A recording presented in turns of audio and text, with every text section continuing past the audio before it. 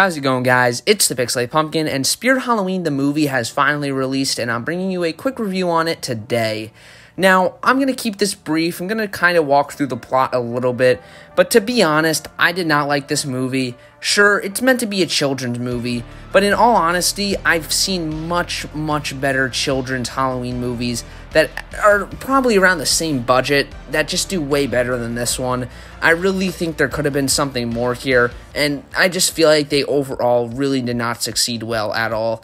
It's cool that Christopher Lloyd was in it, even though he had like less than 3 minutes of screen time. He did do some voice work for the animatronics and stuff, but overall this movie just felt very unfocused, horribly edited. It just felt very rushed in my opinion. Sure, this is a very low budget movie, straight to streaming obviously. It was in a few theaters, but still, I really do think that there could have been something a little bit more here, and they really did not succeed. But anyways, I'll walk you through the plot right now.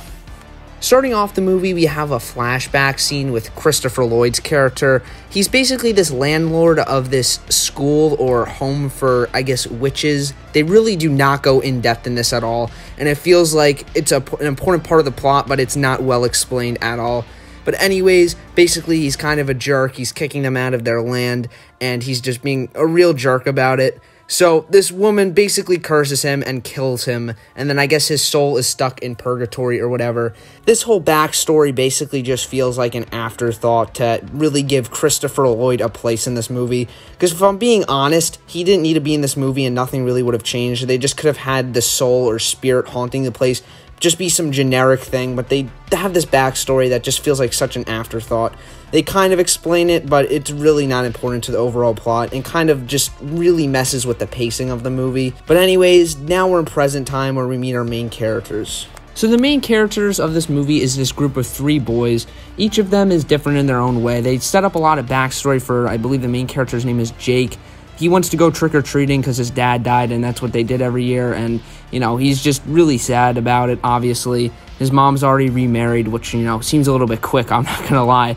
But anyways, he wants to go trick-or-treating, the other 2 don't, and basically they decide to get trapped in this Halloween store instead, basically breaking and entering, breaking a lot of stuff in the process, probably costing like hundreds of dollars, if not thousands of dollars in damages to the products in the store.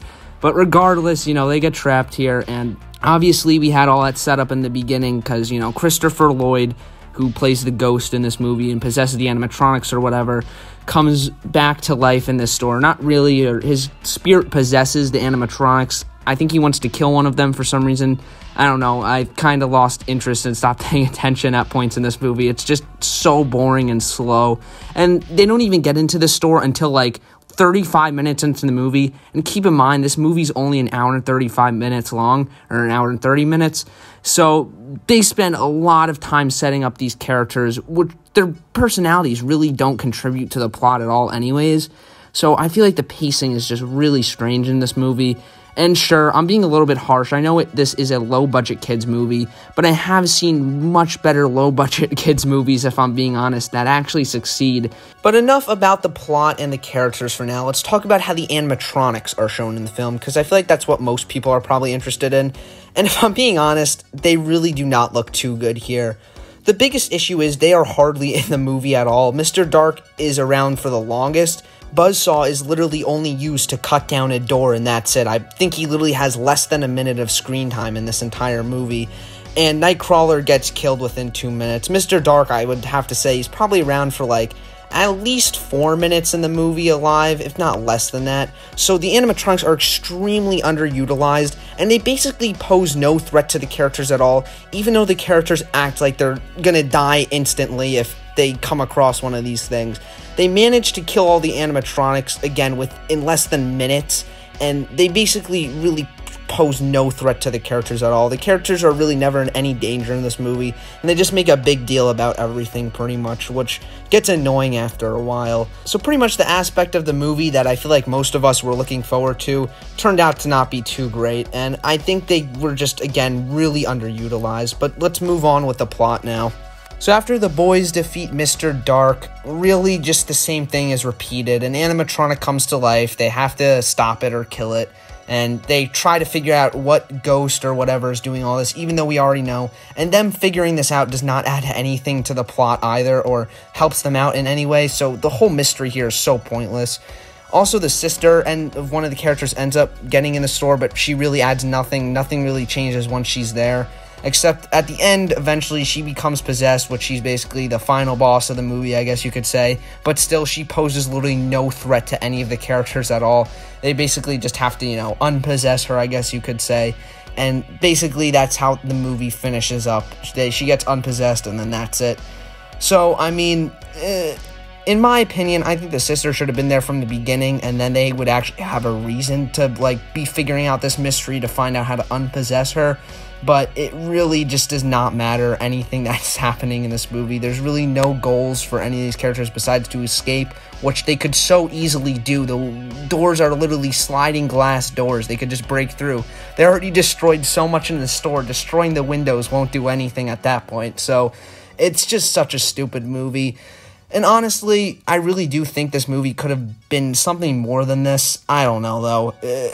To be honest, I don't think Spirit Halloween even had much part in this movie at all besides licensing their characters and giving them a location to shoot at. But from what I've heard, this was just a script somebody had written that I guess eventually got picked up and made into this movie, obviously, and Spirit Halloween were just asked if they wanted to, contribute in any way, or they would be okay with licensing their stuff to making this movie, which I guess they agreed to, obviously. But that's pretty much it, guys. Overall, this movie kind of sucks. I don't recommend paying for it or even watching it unless you really want to see. But just be aware that the animatronics, which is probably the main reason why people want to see this movie in the first place, are extremely underutilized and probably have less than 10 minutes of screen time total of them actually being in the story and being on screen and stuff. So just be aware of that. But anyways, guys, be sure to like and subscribe as always, and thank you so much for watching this review of this Spirit Halloween movie. I'm going to be giving it probably like a 2 out of 10 in terms of movies. It's just not good, well made at all. Acting's terrible, writing's terrible, editing is really bad. Costume design, Mr. Dark is okay, same with Buzzsaw. Nightcrawler, not at all. Surprisingly, when there was visual effects, it didn't look all that bad, but, there's probably only maybe 2 shots in the movie that actually use visual effects. But overall, this movie is not good. Again, I don't recommend watching it. But anyways, guys, thank you so much for watching. And as always, it's Pixelated Pumpkin, signing out.